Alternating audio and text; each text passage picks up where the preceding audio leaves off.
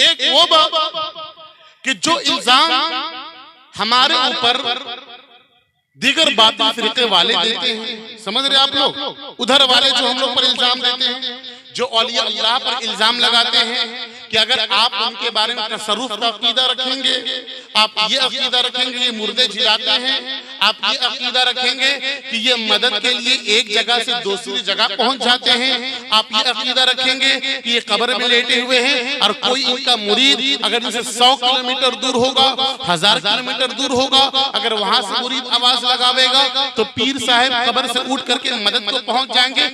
तसर्रुफ कहा जाता है इसको, आप साफ लफ्जों में समझिए, इसको तसर्रुफ कहा जाता है। ऐसे अकीदे को ये हजरात शिर्क बोलते हैं। क्या बोलते हैं?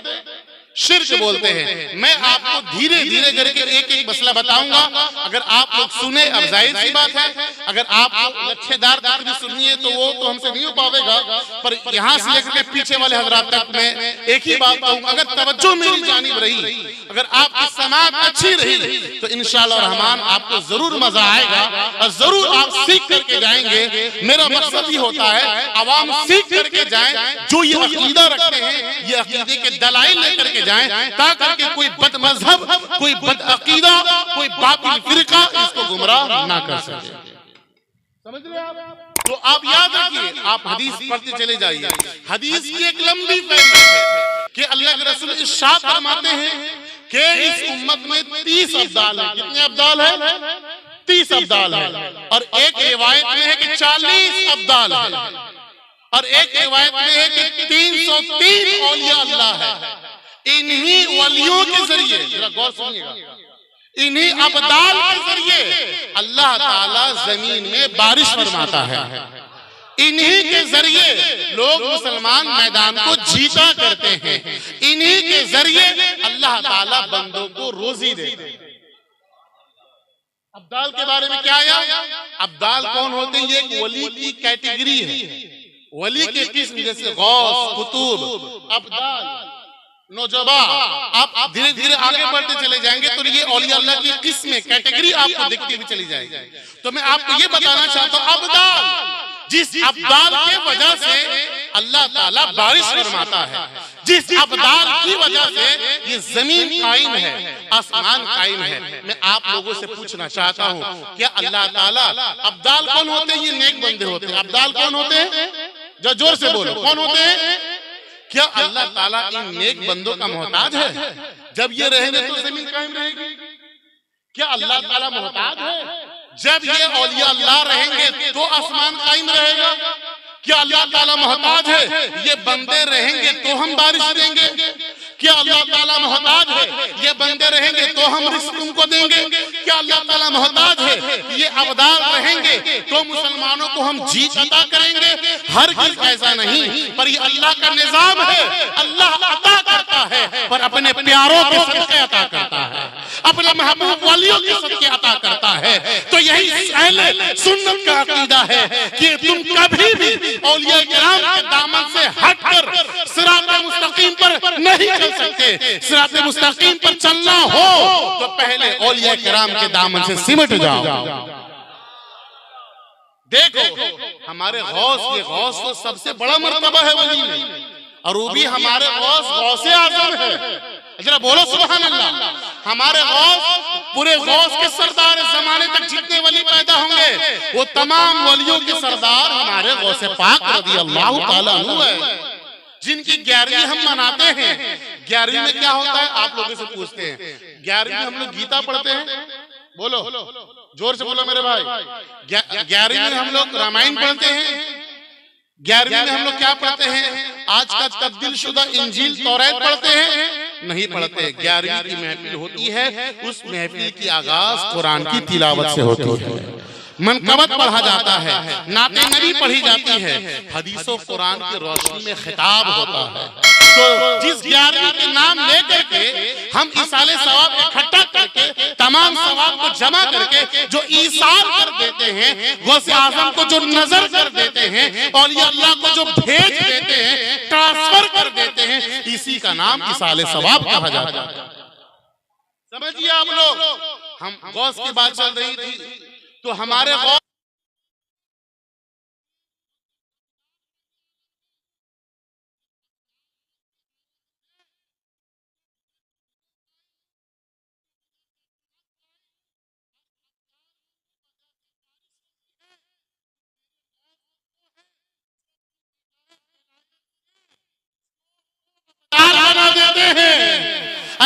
से बोलो सुभान अल्लाह। जब अबदाल की वजह से बारिश हो, अबदाल की वजह से लोगों को रिस्क मिले, तो सोचो उस गौसे पाक का मकाम मर्तबा क्या होगा, उसकी अजमत क्या होगी, उसका मकाम क्या होगा, जिनकी एक निगाह से चोर डाकू अल्लाह के वली बन जाया करते हैं। ऑपरेटर साहब कहाँ गए? थोड़ी आवाज साफ करने के लिए गए। ऑपरेटर साहब थोड़ी आवाज को साफ कीजिए, थोड़ा जोर लगा रहे हैं तो आवाज फट रही है, आवाज फटनी नहीं चाहिए, हमारे ऑडियंस तक आवाज जा रही है। अरे जोर से बोलो। क्या आपको वो वाकया नहीं मालूम जब हजरत यहया जब तौबा नहीं किए थे, जब हजरत यहया तौबा नहीं किए थे, जब वो डाका डाला करते थे, डकैती करते थे, जब गौसे पाक रज़ियल्लाहु ताला अन्हु के घर दाखिल हुए तो माज़अल्लाह जैसे ही चोरी के लिए हाथ बढ़ाए तो क्या होता है कि आंखों से रोशनी चली गई, फिर हाथ को हटा दिए, रोशनी वापस आ गई, फिर जब रोशनी वापस आई फिर वो डाका डालने की कोशिश किए, आंख से रोशनी चली गई। अब वो थक हार के क्या हो गए, रात भर बैठ गए। सुबह का वक्त हुआ तो हजरत खिद्र अलैहिस्सलाम आ गए। कौन आए? हजरत खिद्र अलैहिस्सलाम आए और कहते हैं कि या गौसे आजम, फला मुल्क में जो है, फला मुल्क का जो चौराहा है, उस चौराहे में एक जो अबदाल थे ना, उनका इंतकाल हो गया, उनका विसाल हो गया। अब उस चौराहे में, अब उस एरिया में एक अबदाल की जरूरत, अबदाल की जरूरत है। अल्लाह अकबर। गौसे पाक की निगाह विलायत को देखिए, गौसे आजम की करामत को देखिए। यहया वहां बैठे हुए, अभी वो तौबा नहीं की, जब डकैती करते थे। गौसे पाक कहते कि देखो हमारे कमरे में एक मेहमान बैठे हैं, हमारे कमरे में एक मेहमान बैठे, जाओ उनको ले जाओ, वो अब्दाल है, और जा करके वो एरिया, वो पाड़ा उनके सुपुर्द कर दो। अब वो घबरा गए कि भाई मैं तो डकैत हूं, मैं तो यहाँ चोरी करने के लिए आया था और गौसे पाक हमको वली फरमा रहे हैं, वो भी अबदाल फरमा रहे, फला जगह की जिम्मेदारी दी जा रही है। अब वो दर्द लगा, जब गौसे पाक उनको बुलाए, अपने सीने से लगाए और सीने से लगाकर बताए, बताओ ए यहया, क्या अब तुम विलायत के करीब हो गए? क्या अल्लाह ने तुमको मनसब अब्दाल पे फाइज फरमा दिया? अब वो हजरत यहया कहते हैं, कसम खुदा की, या पीर, ए मेरे दस्तगीर, या शेख अब्दुल कादिर जिलानी, कल तक तो मैं, रात तक तो मैं एक चोर और एक डकैत था, अब निगाह उठाता हूँ तो लोहे महफूज को देख लेता हूँ, निगाह उठाता हूँ तो जन्नत को देख लेता हूँ, निगाह उठाता हूँ तो हौज़े कौसर को देख लेता हूँ, निगाह उठाता हूँ तो लोगों के मुकद्दर को देख लेता हूँ।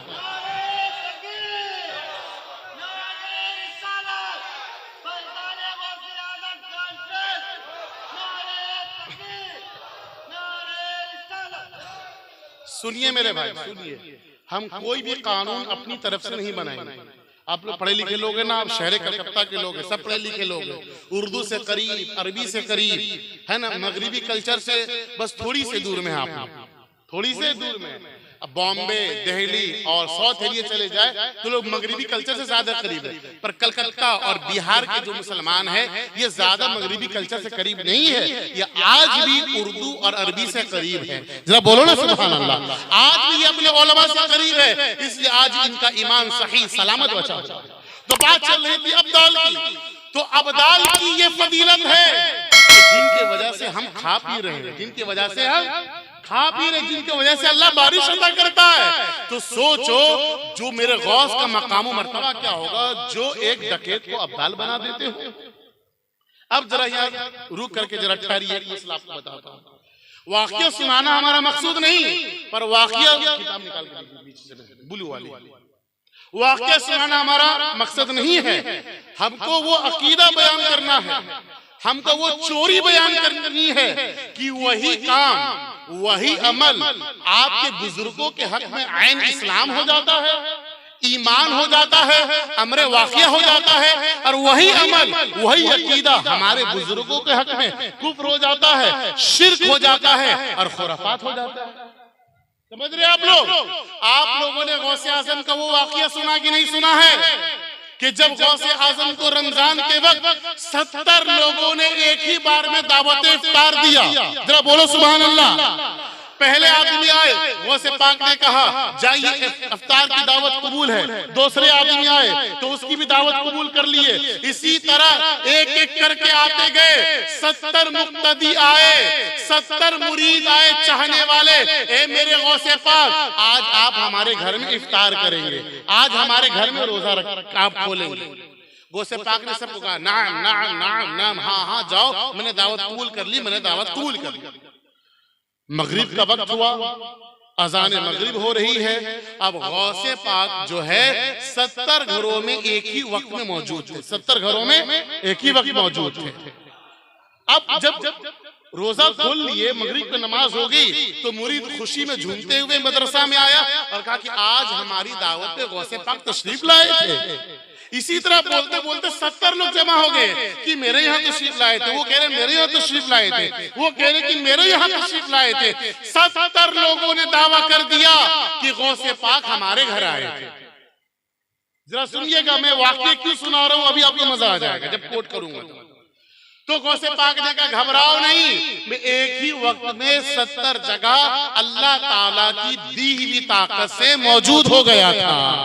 अल्लाह अकबर। जब ये वाकया जुमा के मेंबर से हमारे इमाम साहब बयान करते हैं, जब अहले सुन्नत को कोई खतीब बयान करता है, जब कोई हमारे आलिम बयान करते हैं, जब मेरे कोई हाफिज साहब बयान करते हैं, तो इनको शिर्क कहा जाता है, इनको बिदअत कहा जाता है, इनको खुराफात कहा जाता है, इनको कुफ्र कहा जाता है। पर आपको हैरत होगी जब अपने मौलाना की बात आती है, जब अपने आलिम की बात आती है, जब अपने पीर की बात आती है, तो यही चीज मौलाना के हक में करामत हो जाती है, यही चीज मौलाना के हक में कमाल हो जाता है, यही चीज मौलाना के हक में तारीफ हो जाती है।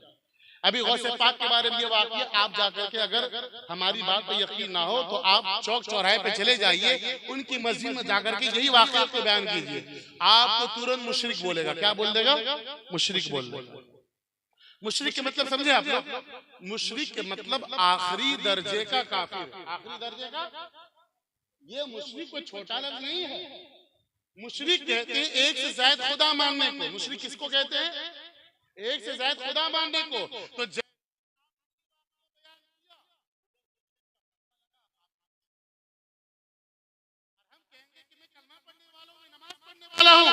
मैं मुशरिक कैसे हो गया? मैं तो अल्लाह को सजदा करता हूँ, मैं अल्लाह की ही नमाज पढ़ता हूँ, तो मैं मुशरिक कैसे हो गया? मैं काफिर कैसे हो गया? तो वो कहेगा ये गौसे आजम की जो आपने करामत बयान की है, ये तो शिर्क है, ये तो कुफ्र है। आइए अब सुनिए, अब मैं शेख अशरफ अली थानवी का एक वाकया नकल करने लगा। जरा गौर से सुनिए, आप लोग सुनना चाहते हैं? हाथ उठा करके जरा हाथ गवाही तो बोलो सुभान अल्लाह, और जोर से बोलो सुभान अल्लाह। और जरा गौर से मेरी बात सुनिएगा, शेख अशरफ अली थानवी का नाम आप लोगों ने सुना होगा, सुना कि नहीं सुना? शेख अशरफ अली थानवी के बहुत ही महबूब खलीफा ख्वाजा अजीजुल हसन साहब, क्या नाम है उनका? ख्वाजा अजीजुल हसन साहब। उनकी किताब है अशरफुस सवाने। कौन सी किताब है? अशरफुस सवाने। लास्ट में, फर्स्ट वाले लास्ट में बड़ी सीन है और सेकंड के पहला जो वर्ड है, लेटर है, वो छोटी सीन है, अशरफुस सवाने। उसमें वो अपने पीर, अपने आलिम, अपने उस्ताद के बारे में एक करामत को नकल करते हैं। क्या नकल करते हैं? वो ख्वाजा अजीजुल हसन साहब कहते हैं कि एक मर्तबा का वाकया है कि अशरफ अली थानवी साहब के किसी चाहने वालों ने हमसे एक वाकया बयान किया था। कौन सा वाकया बयान किया था? वो वाकया ये था कि हजरत तो अशरफ अली थानवी, कौन? हवाला गलत हो तो 1 लाख रुपया का इनाम, बोलो सुभान अल्लाह। हवाला गलत हो तो चैलेंज 1 लाख रुपया का इनाम। वो अशरफ अली थानवी का चाहने वाला कहता है हजरत तो यहाँ देखने में मालूम होते हैं, पर क्या पता कि इस वक्त हजरत कहाँ मौजूद हो। एक वक्त में कई जगह, एक वक्त में कई जगह। अब जरा सुनिए आप लोग, वो बयान करते हैं कि हजरत को देखने में मालूम होते हैं कि यहाँ मौजूद है, पर क्या मालूम कि हजरत एक ही वक्त में कहाँ मौजूद है। फिर वही वो ताजीर था, वो कहता है एक मर्तबा हजरत थाना भवन में थे। कहाँ थे? थाना भवन में थे। और मैं कहाँ था? मैं अलीगढ़ में था। मैं कहाँ था? अलीगढ़ में। थाना भवन और अलीगढ़ दो अलग अलग जगह है, दो गालिबन अलग अलग जिला है, अलग अलग डिस्ट्रिक्ट है। तो वो क्या कहते हैं, एक मर्तबा वहां खेल का माहौल चल रहा था, लोग सर्कस दिखा रहे थे, लोग खेल दिखा रहे थे, अपने सामान को दिखा रहे थे। तो मैं भी अपने सामान को समेट करके वहां वो मेला में चला गया। पर जिस दिन मेले में आग लगने वाली थी, गौर से सुनिएगा, जिस दिन मेले में आग लगने वाली थी उस दिन सुबह से मेरा दिल घबरा रहा था, सुबह से मेरा दिल घबरा रहा था। तो वो मुरीद क्या बोलता है, उसका चहीता क्या बोलता है, दिल घबरा रहा था। तो वक्त से पहले ही हमने अपने सामान को पैक कर लिया। क्या कर लिया? वक्त से पहले हमने अपने सामान को पैक कर लिया और बड़ा बड़ा बॉक्स हो गया, बड़ी बड़ी पेटी हो गई, बड़ा बड़ा बैग तैयार हो गया। अब आग लग गई और लोग जो है भागना शुरू कर दिए, लोग के सामान दुकानें जलना शुरू हो गई, मेरा भी सामान जल जाता। इतने में क्या देखता हूँ कि मेरे शेख अशरफ अली थानवी थाना भवन में रह करके मेरी मदद करने के लिए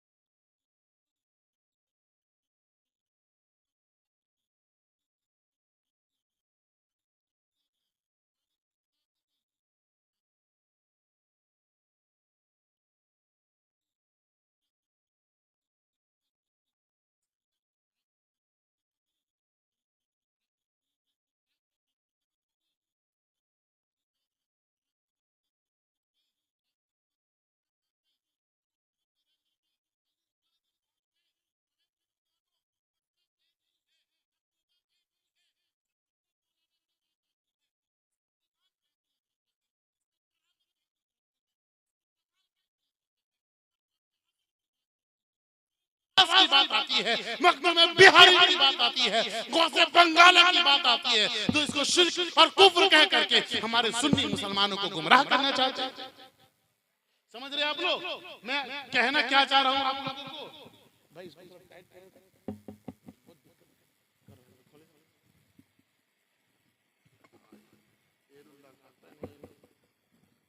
ये ढीला भाई गिर जा रहा था।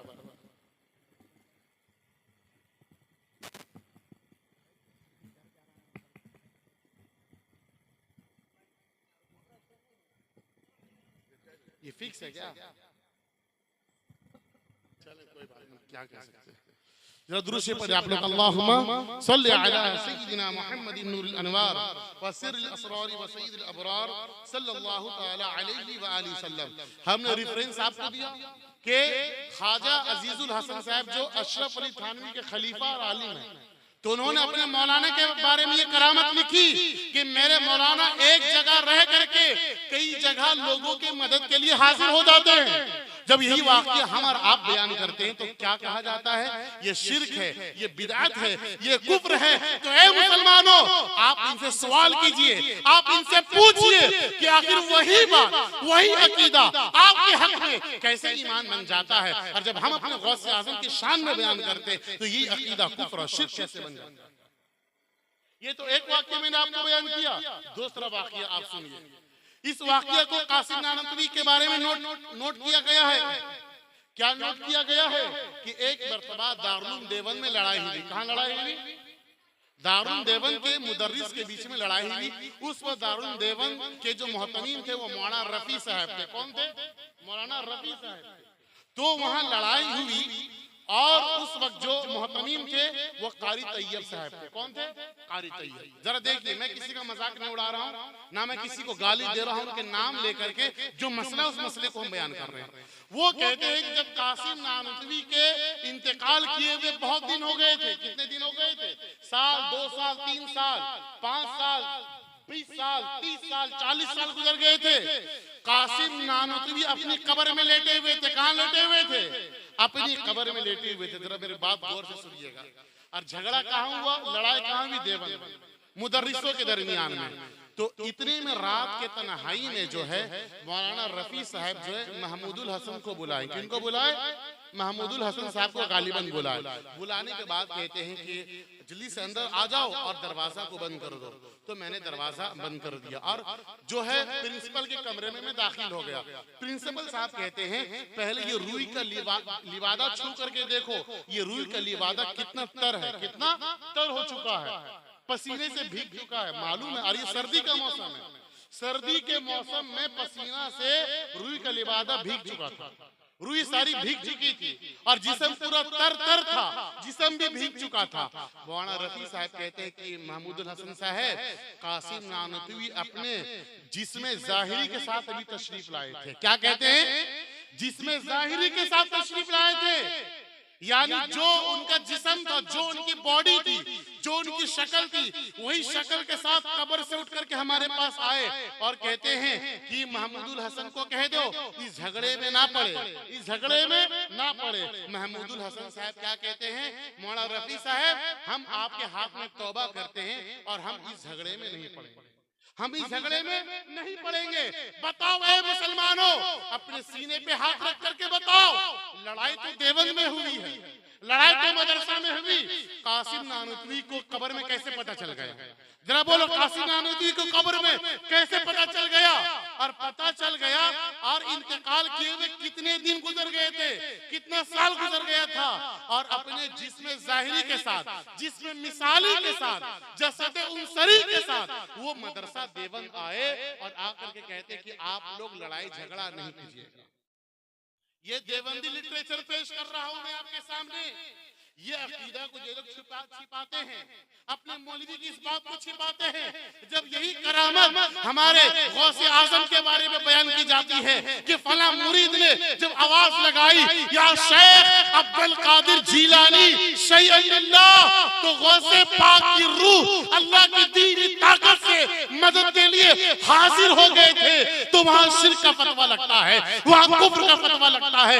इसलिए सुन्नियों मैं आप पैगाम देता हूँ, आला हजरत ने बहुत पहले पैगाम दे दिया, सूना जंगल रात अंधेरी छाई बदली काली है, सोने वालों जाग तो रहियो चोरों की रखवाली। बात एक ही है, बात आखिर कासिम नानतवी को ये गैब का इल्म कहां से आ गया? यही कासिम नानतवी, यही अशरफ अली थानवी है, यही रशीद अहमद गंगोही है जो अपनी किताब में लिखा, जो कहे कि नबी को इल्म गैब था वो मुशरिक हो जाए। क्या अकीदा है?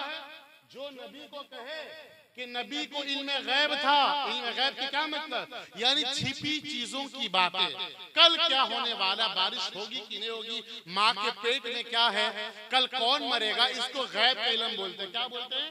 गैब का इल्म बोलते हैं। कल क्या होगा, तो नबी के बारे में शिर्क का फतवा, फतावा रशीदिया उठा करके देखिए, वहां शिर्क का फतवा दिया, जो कहे कि नबी को इल्म गैब है वो मुशरिक हो जाएगा, वो काफिर हो जाएगा।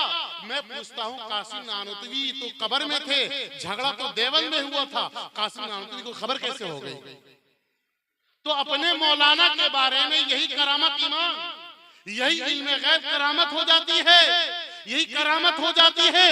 पर जब हम अपने गौसे आजम के बारे में कहते हैं कि मेरे गौसे आजम 70 साल की डूबी हुई कश्ती को, एक रिवायत के मुताबिक 12 साल की डूबी हुई कश्ती को अपने हाथों से समुद्र से तो यहाँ शिर्क का फतवा लगता है, यह कुफ्र का फतवा लगता है। तो पता चला कि तुमको अल्लाह वालों से दुश्मनी है। अगर तुमको उलमा से मोहब्बत होती तो सिर्फ अपने आलिम से प्यार ना करते, बल्कि जो पूरे वलियों के सरदार है, जिनको गौसे आज़म कहा जाता है, और जो वली का सरदार होता है वो आलिमों का भी सरदार होता है, वो तमाम पीरों का सरदार होता है। तो कभी तुम अपने गौसे आज़म के बारे में शिर्क का फतवा नहीं लगाते, शिर्क का फतवा कभी आप नहीं लगाते। पर ए मुसलमानों, मैं आप लोगों से पूछना चाहता हूं, अपने दिल पे हाथ रख करके बताओ, आपको किस कदर गुमराह करते हैं? अभी अगर मैं करामत बयान करूं तो शिर्क हो जाएगा। और अपने मौलाना के बारे में क्या लिख रहे? झगड़ा देवबंद में होता है, खबर खबर में हो जाता है। फिर मदद करने के लिए मदरसा भी पहुंच जाते हैं, वो भी जिसमें मिसाली के साथ, जिसमें जाहिरी के साथ। मैं कहता हूँ ये दो रवैया किस लिए है? इसलिए उलमा देवबंद के अमल और अकीदे में मुकम्मल तदाद पाया जाता है।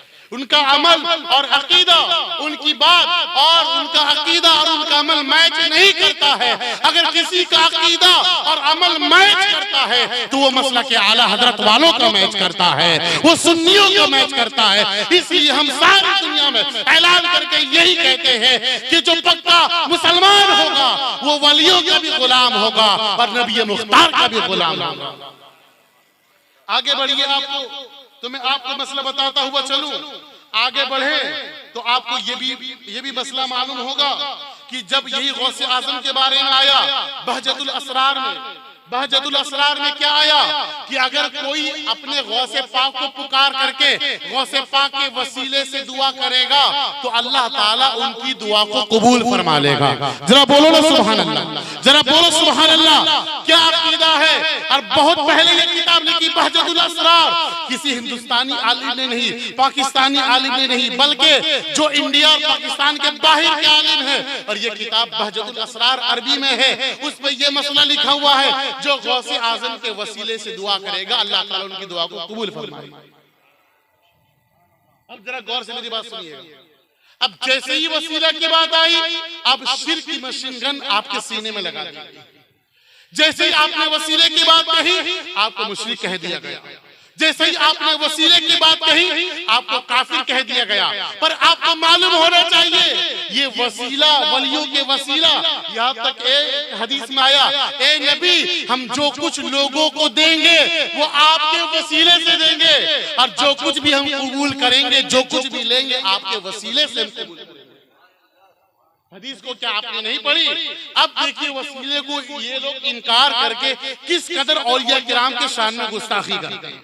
मैं कहता हूं अगर आप कुरान पढ़े होते, अगर आप हदीस पढ़े होते तो कभी आप वसीले का इनकार ना करते। जैसे कोई सुन्नी गौसे आजम के नाम लेकर के वसीला देता है, या अल्लाह बड़े पीर के सदके मेरी बीमारी को दूर फरमा दे, या अल्लाह बड़े पीर के सदके हमारे कारोबार में तरक्की अता फरमा दे, या अल्लाह बड़े पीर के सदके हमारी बेटी के रिश्ते का इंतजाम कर दे, तो आपको क्या कहा जाता? आप मुशरिक हो गए, आप हिंदू हो गए। माज़अल्लाह आपको ये वाकया मालूम होगा, वाकया में नहीं सुनना चाहता हूँ, आप कुरान उठा करके देखें। आप इज़हबू बिक़मीसी हाज़ा फ़अल्क़ूहु अला वजहि अबी बसीरा, आप इसका तर्जुमा और तफसीर पढ़ ले, आपको मालूम होगा याकूब अलैहिस्सलाम से धोखे के साथ यूसुफ अलैहिस्सलाम को दूर कर दिया गया। मालूम कि नहीं मालूम? याकूब अलैहिस्सलाम से उनके बेटे यूसुफ को दूर कर दिया गया। मालूम है आपको?